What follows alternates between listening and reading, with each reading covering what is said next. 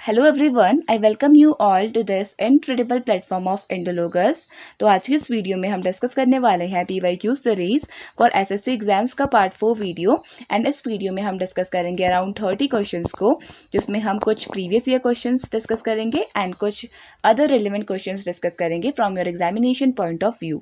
तो चलिए स्टार्ट करते हैं with the first question, and that is who among the following devised the system of subsidiary alliance. Right answer हो जाएगा इसके लिए ऑप्शन नंबर ए, यानी कि लॉर्ड वेलेस्ली। तो लॉर्ड वेलेस्ली ने डिवाइस किया था, इंट्रोड्यूस किया था सब्सिडरी अलायंस को। तो अगर हम बात करें सब्सिडरी अलायंस को सिंपल वर्ड्स में, so under it rulers had to keep British troops, pay for them and seek British permission for foreign affairs in return for the protection. For example अगर हम बात करें सब्सिडरी अलायंस की, तो 1798 में for the first time subsidiary alliance लगी थी on a state called as Hyderabad.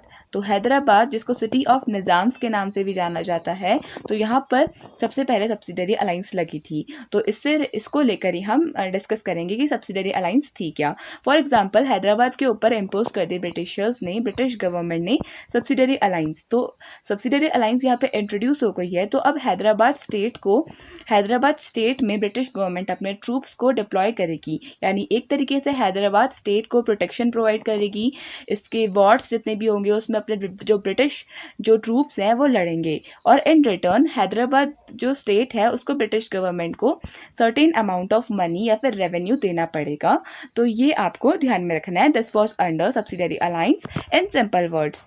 तो इसके अलावा अगर हम बात करें लॉर्ड वेलेस्ली की, तो लॉर्ड वेलेस्ली ने सबसे पहले खुद को अपना एक टाइटल दिया था, दैट वाज बंगाली टाइगर। तो ये टाइटल लॉर्ड वेलेस्ली ने खुद को ही दिया था।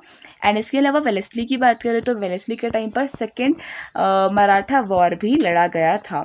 लॉर्ड कैनिंग की बात करें तो लॉर्ड कैनिंग ये लास्ट गवर्नर जनरल थे एंड फर्स्ट वाइसरॉय थे of India, first viceroy.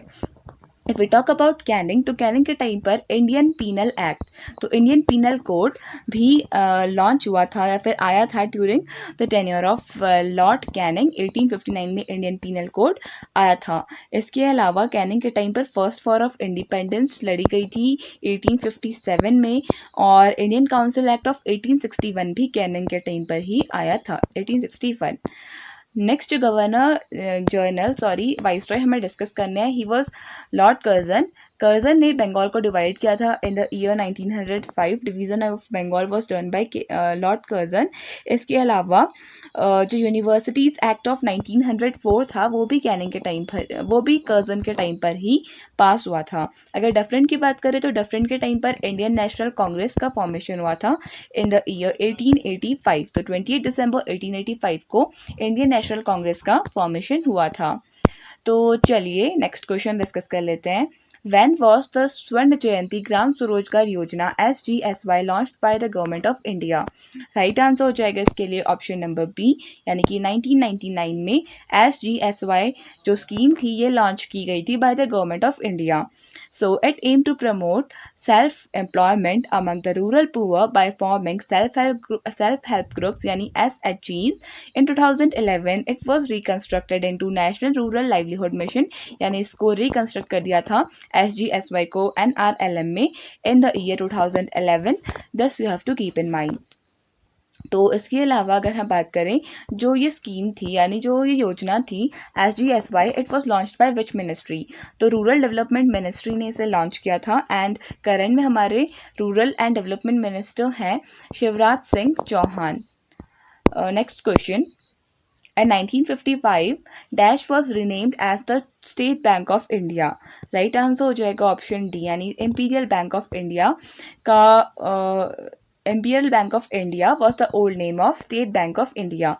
SBI का फॉर्मेशन 1 जुलाई 1955 में हुआ था और इसको रिनेम कर दिया था as imperial bank of India.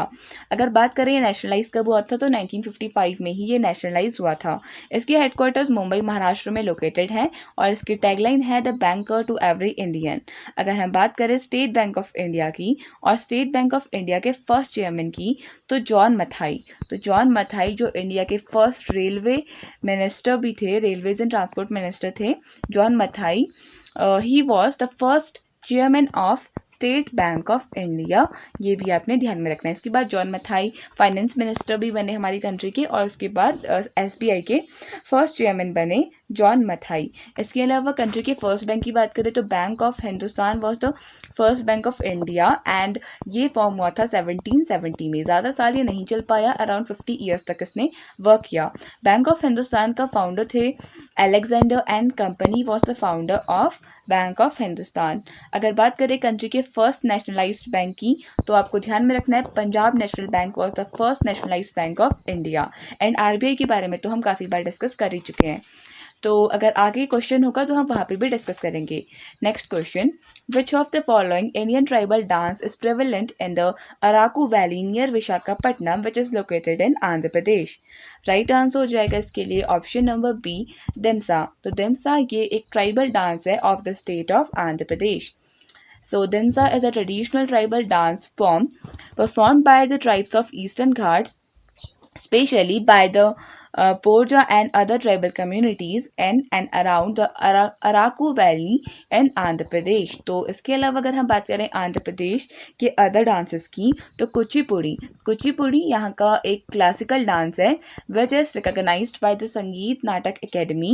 Other than that अगर हम बात करें अदर डांसेस की, तो लंबाडी एक यहाँ का इंपॉर्टेंट डांस है, एंड कोलट्टम, एंड एक हमने डिस्कस किया Dhimsa and Butta Bommalu. These are some of the important dance of Andhra Pradesh.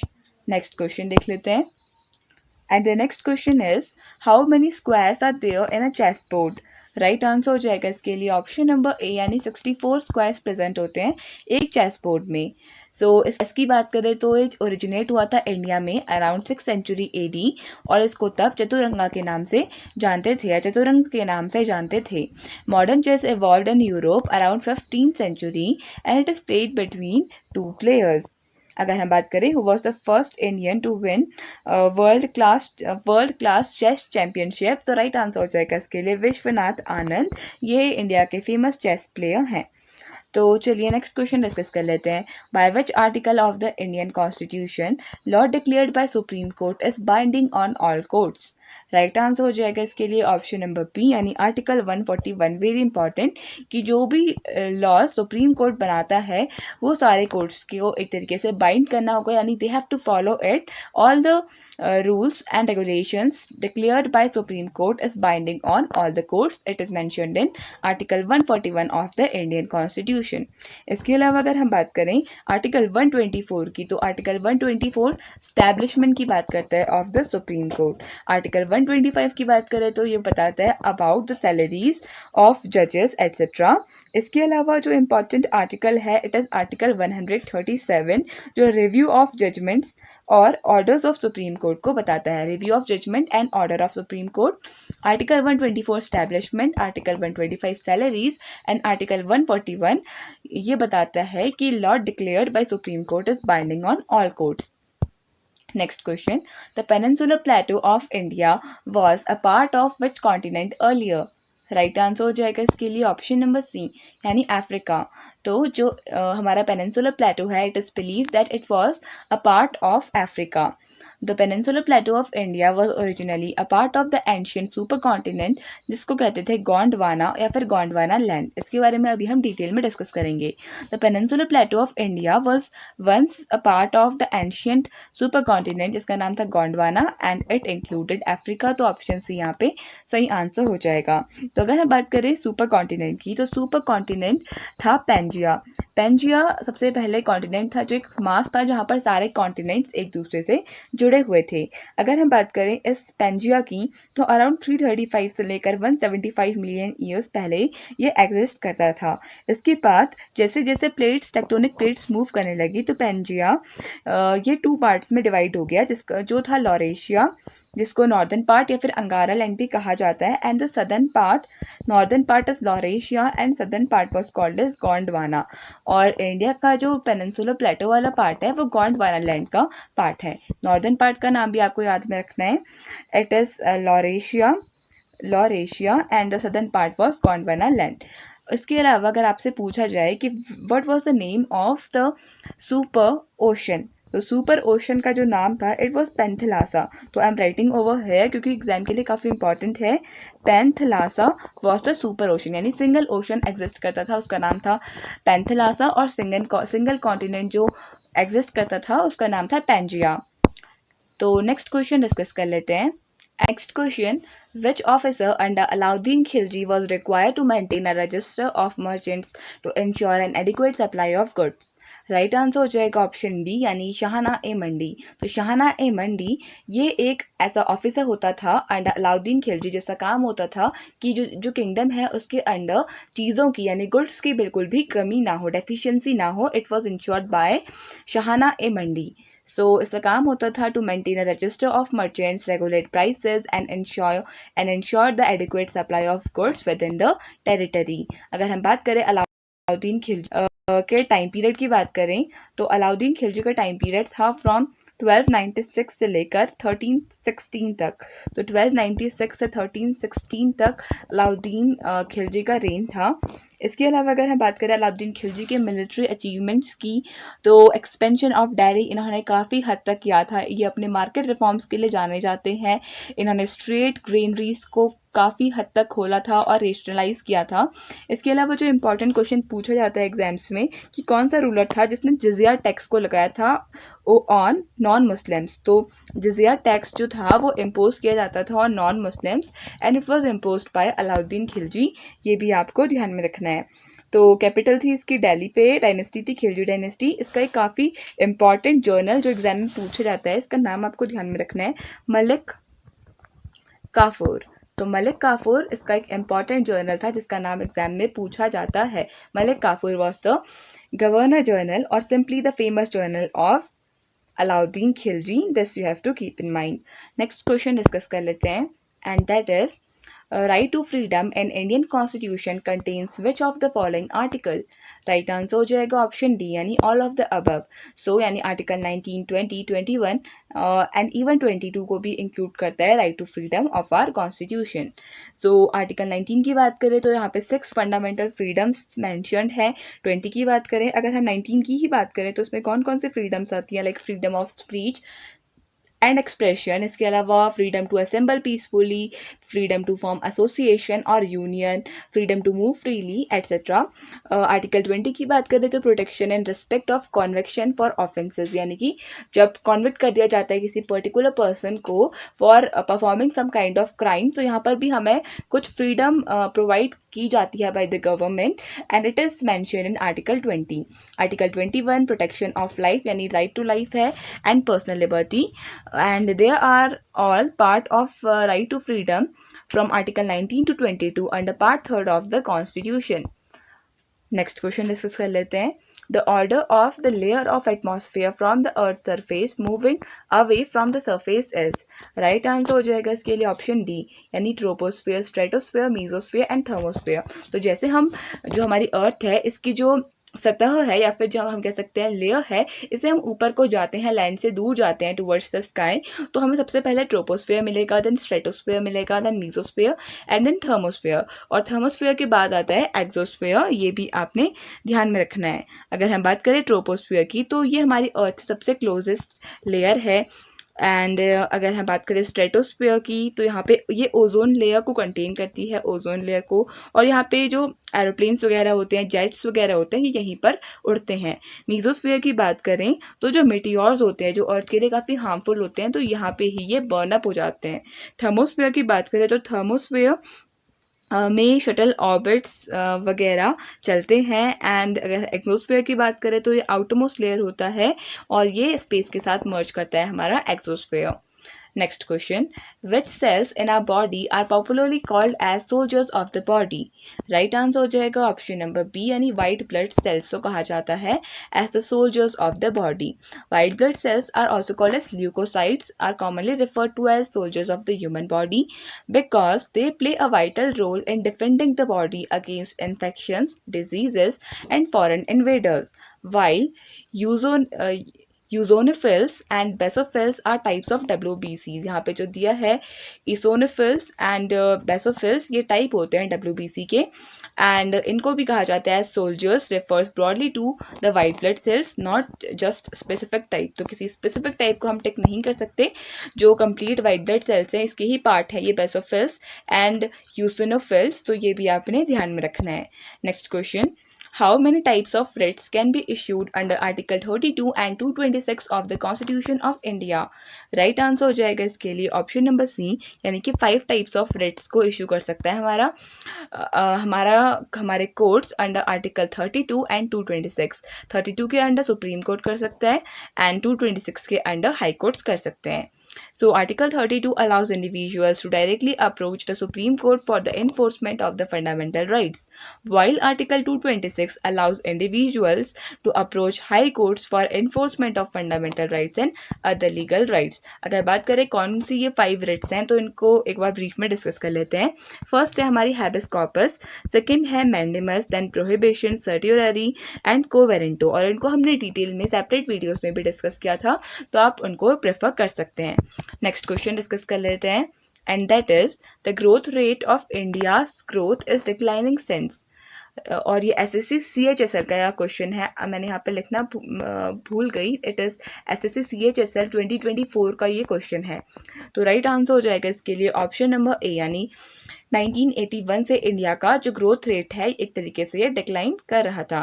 The growth rate of India's economic growth started declining from 1981 based on certain long term trend analysis and the economic studies. इसका मतलब ये नहीं है कि हमारी जो GDP थी वो कम्प्लीटली श्रिंक हो गई थी, ऐसा था कि जो हमारा पेस ऑफ इम्प्रूवमेंट है वो काफ़ी ज़्यादा स्लो डाउन हो गया था ओवर द टाइम।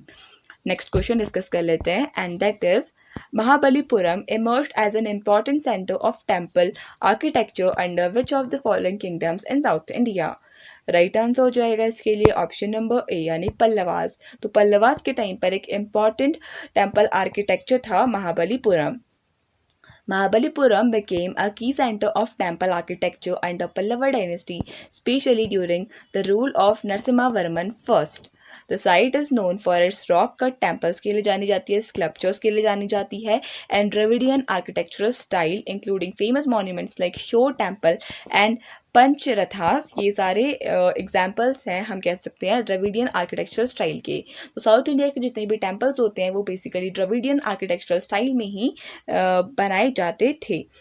इसके अलावा अगर हम बात करें, यहाँ पे पल्लवा डायनेस्टी की बात हुई है, तो पल्लवा डायनेस्टी 3rd सेंचुरी में बनी थी एक तरीके से, एंड इसके फाउंडर कंसिडर किया जाता है सिम्हावर्मन को। तो Simhavarman is considered as the founder of this Pallava dynasty, Simhavarman first. तो चलिए नेक्स्ट क्वेश्चन डिस्कस कर लेते हैं, and the next question is what is the balance of trade of a country?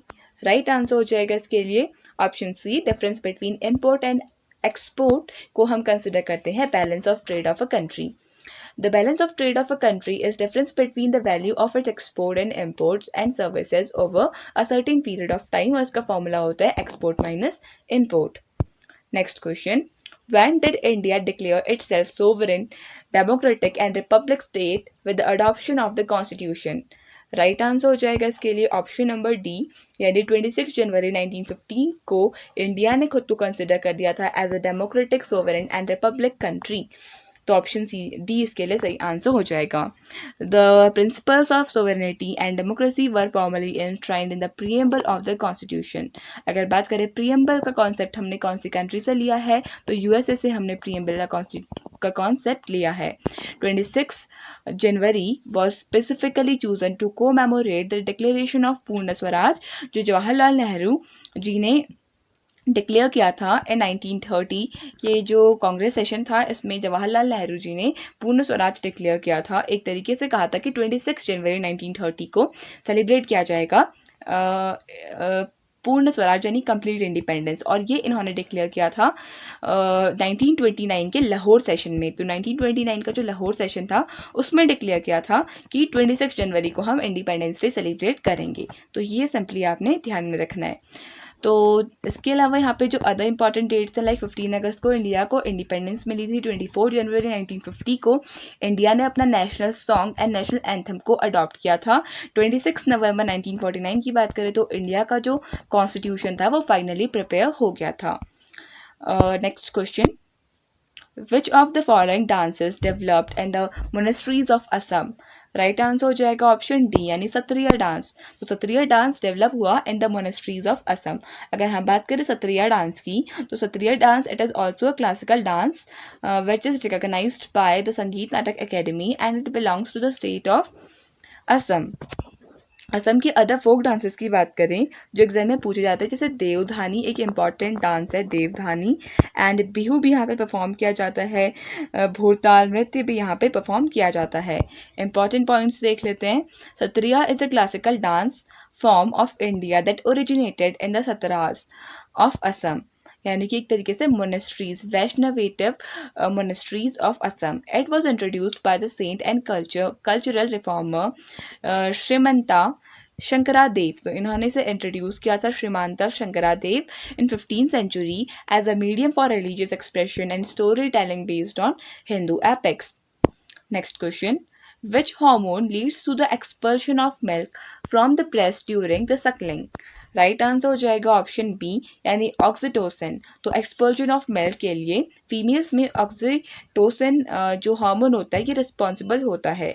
इसके अलावा अगर हम बात करें ऐसा हार्मोन जो लैक्टेशन के लिए रिस्पॉन्सिबल होता है, यानी कि फॉर्मेशन ऑफ मिल्क के लिए जो रिस्पॉन्सिबल होता है, इसको प्रोलैक्टिन कहते हैं, जबकि एक्सपल्शन ऑफ मिल्क के लिए ऑक्सीटोसिन रिस्पॉन्सिबल होता है।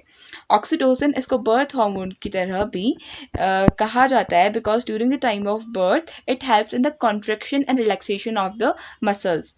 The hormone responsible for the expulsion of milk from the breast during suckling is oxytocin.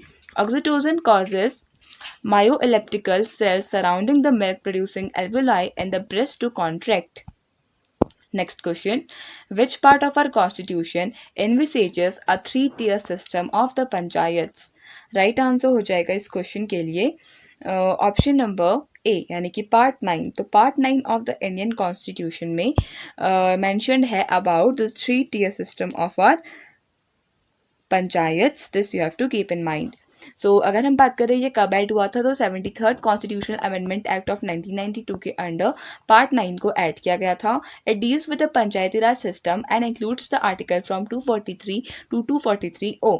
This amendment came into effect on 24 April 1993 and every year 24 April को हम पंचायती राज दिवस की तरह celebrate करते हैं। इंडिया के 3-tier सिस्टम की बात करें तो ग्राम पंचायत जो विलेज लेवल पे होती है, इंटरमीडिएट या फिर ब्लॉक लेवल पे यहाँ पे पंचायत समिति रहती है, एंड जिला परिषद डिस्ट्रिक्ट लेवल पे रहती है, जो आपको ध्यान में रखना है। इसके अलावा अगर हम पार्ट्स ऑफ द कॉन्स्टिट्यूशन की बात करें तो ओरिजिनली हमारे कॉन्स्टिट्यूशन में 22 पार्ट्स थे एंड करेंट में हमारे कॉन्स्टिट्यूशन में 25 पार्ट्स हैं। पार्ट 9 हमारा जो है ये डील करता है विद द पंचायत्स, जो हमने डिस्कस कर लिया है। पार्ट 11 की बात करें तो relation between union and state के बारे में ये बताता है। पार्ट 12 की बात करें तो finance, property and contracts, finance, property and contracts के बारे में पार्ट 12 बताता है। एंड पार्ट 10 की बात करें तो part 10 deals with scheduled and tribal areas के बारे में बेसिकली डिस्कस करता है। नेक्स्ट क्वेश्चन डिस्कस कर लेते हैं। The power to increase the number of judges in the Supreme Court of India is vested in.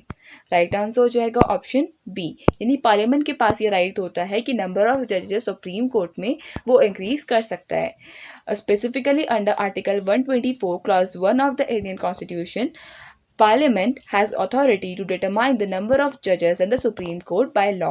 The Constitution initially fixed the number of judges at a maximum 7, but now this number can be changed by the parliamentary laws. This you have to keep in mind. Current में हमारे supreme court के chief justice की बात करें तो current में हमारे chief justice है BR गवई, एंड अगर हम बात करें first chief justice of supreme court of India, so he was H.J. Kania. H.J. Kania, इनका नाम भी आपको ध्यान में रखना है। तो चलिए नेक्स्ट क्वेश्चन डिस्कस कर लेते हैं। And the next question is which of the following is not a stringed instrument? Right answer हो जाएगा ऑप्शन नंबर ए यानी कि फ्लूट। तो फ्लूट जिसे बांसुरी कहा जाता है, ये एक स्ट्रिंग इंस्ट्रूमेंट नहीं है, यानी ऐसा इंस्ट्रूमेंट नहीं है जिसमें स्ट्रिंग प्रेजेंट हो।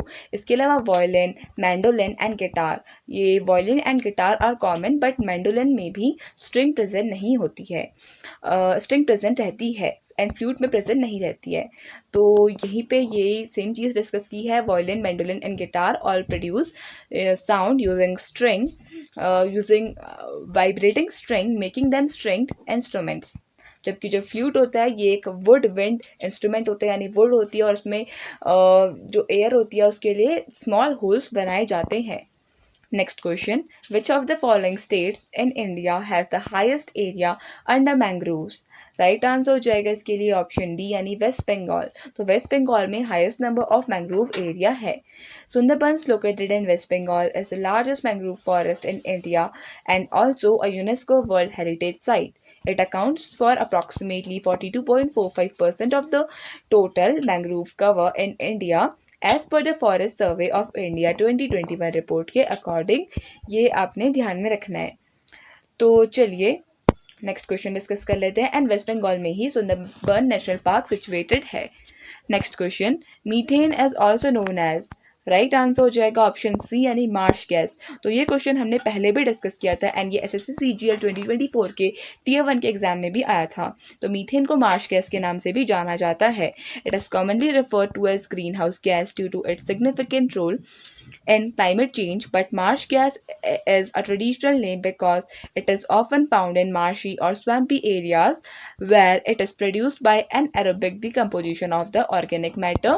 This you have to keep in mind. तो चलिए नेक्स्ट क्वेश्चन डिस्कस कर लेते हैं। Dash granted charter to east India company to establish trading post in India in 1600। तो राइट आंसर हो जाएगा इसके लिए ऑप्शन नंबर ए यानी क्वीन एलिजाबेथ वन। तो क्वीन एलिजाबेथ वन इन्होंने चार्टर दिया था ईस्ट इंडिया कंपनी को कि ये इंडिया में जाकर ट्रेड कर सकते हैं। एंड इसके अलावा आपने ये भी ध्यान में रखना है कि ब्रिटिशर्स इंडिया में एज ट्रेडर्स आए थे इन द ईयर 1608 एंड जिस मुगल एम्परर से इन्होंने फॉर द फर्स्ट टाइम मांगी थी ट्रेड की परमिशन, वो थे जहांगीर। ये आपने ध्यान में रखना है, जहांगीर से फॉर द फर्स्ट टाइम इन्होंने ट्रेड की परमिशन मांगी थी। And after the decline of Aurangzeb जो ईस्ट इंडिया कंपनी थी उसने फ्रीली ट्रेड करना स्टार्ट कर दिया हमारी कंट्री में। तो नेक्स्ट क्वेश्चन देख लेते हैं, who was the first attorney general of India. तो राइट आंसर हो जाएगा इस क्वेश्चन के लिए ऑप्शन नंबर बी यानी एमसी सेटलवेट। तो MC Setalvad was the first attorney general of India, ये आपने ध्यान में रखना है। एंड करंट की बात करें तो करंट में हमारे जो अटॉर्नी जनरल है वो है आर वेंकट रमनी। तो R Venkataramani is currently serving as the attorney general of India. And अगर हम बात करें article 76 of the Indian constitution की, so it deals with the attorney general's role in the Indian constitution, article 76 and 78। तो ये आपने ध्यान में रखना है, आर्टिकल 76 एंड 78। और अटॉर्नी जनरल ऑफ इंडिया ये इंडिया के हाईएस्ट लॉ ऑफिसर होते हैं। This you have to keep in mind. Important points, the Attorney General of India is appointed by the President of the country. The first Attorney General of India was MC Settlewet, and he served from 1950 to 63 following the adoption of the Indian Constitution. Appointed by the President Rajendra Prasad on the advice of the Prime Minister Jawaharlal Nehru. इनका tenure 50 से 63 था and he was the longest serving Attorney General in India's history. He played a major role in shaping Indian legal system after post-independence. Next question. Hawa Mahal in Jaipur is constructed using, right answer हो जाएगा option C यानी red and pink sandstone से बना है हवा महल of Jaipur. These materials give the palace its distinctive color and blend with the architectural style of the rest of Jaipur, famously called as the Pink City. Hawa Mahal was constructed by Maharaj Savai Pratap Singh in 1799. ये भी आपने ध्यान में रखना है। Next question. Who among the following was the president of Indian National Congress during 1915 session? Right answer हो जाएगा इसके लिए ऑप्शन नंबर ए यानी सत्येंद्र प्रसाना सिन्हा। तो Satyendra Prasanna Sinha, He was the president of Indian National Congress during the time of 1915. Session था ये बॉम्बे का session. He was the first Indian to become a member of the British House of Lords. ये भी आपने ध्यान में रखना है. Satyendra Sinha, also the first Indian Advocate General of Bengal and prominent leader and political figure. इसके अलावा अगर हम बात करें अंबिका चरण मजुमदार की, तो 1916 में ये बनी थी आईएनसी की प्रेसिडेंट, क्योंकि 1916 के इनिशियल के लास्ट फेज से 1917 के इनिशियल फेज तक यहाँ पे चंपारण मूवमेंट स्टार्ट हुआ था in Bihar, and it was the first movement which was started by Gandhi ji in India. And Madan Mohan Malaviya ji की बात करें तो इन्होंने 1905 का सेशन को हेड किया था. 1905 का इंपॉर्टेंट इवेंट था division of Bengal. Next question, which of the following festivals is celebrated as the birth anniversary of Guru Nanak Dev?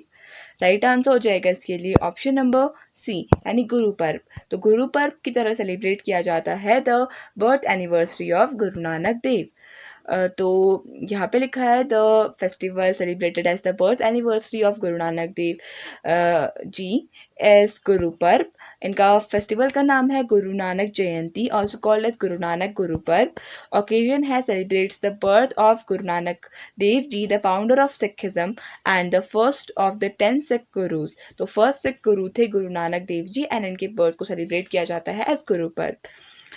Date की बात करें तो it falls on the full moon of Purnima in the month of Kartik, जिसको कहते हैं अक्टूबर नवंबर की full moon में ये आता है according to the lunar calendar.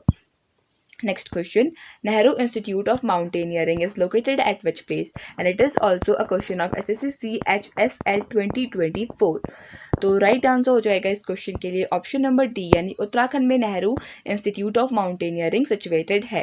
It was established on November 1965, 14 November 1965. It was founded in the honour of Jawaharlal Nehru with the goal of promoting mountaineering and adventure among youth. और ये उत्तराखंड की उत्तरकाशी डिस्ट्रिक्ट में situated है in India, in Uttarakhand India, in the Ladari reserve forest area. तो Ladari forest reserve forest area में उत्तरकाशी जो district है यहाँ पे सिचुएटेड है. NIM offers various courses including basic and advanced mountaineering, search and rescue, sport climbing and skiing. Next question, the amount of light entering into the eye can be controlled and regulated by. Right answer हो जाएगा इसके लिए option number a, iris. तो iris is a part of the eye जो control करता है कि कितनी अमाउंट ऑफ लाइट हमारी आंखों तक आएगी. So the iris is the coloured part of the eye that surrounds the pupil. It adjusts the size of the pupil to control how much light enters the eye, constricting in bright light and dilating in the dim light. So this function is performed by the iris of the eye. ये आपको ध्यान में रखना है. So with this we come to an end of this video. I hope आपको video पसंद आया होगा. So thank you so much for watching this video and I would like to wish you all the very best for your coming examinations.